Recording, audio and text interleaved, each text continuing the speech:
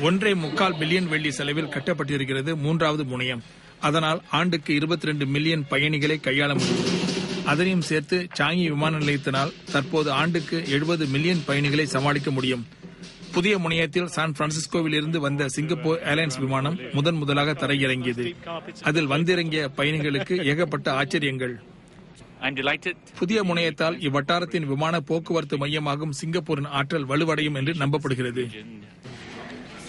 தற்போதைக்கு Singapore airlines விமானங்கள் மட்டுமே 3வது முனையத்தை பயன்படுத்தும். மார்ச் மாதத்திலிருந்து மேலும் 4 விமான நிறுவனங்கள் அதனுடன் சேர்ந்து கொள்ளும். சிங்கப்பூர் ஏர்லைன்ஸ் 2வது 3வது ஆகிய 2 முனையங்களையும் பயன்படுத்துவதால் பயணிகளிடையே சிறிது குழப்பம் ஏற்பட்டிருக்கிறது. எந்த விமான நிலையத்தில் விமானம் தரையிறங்குகிறது என்பது 2 மணி நேரத்திற்கு முன்தான் தெரியும்.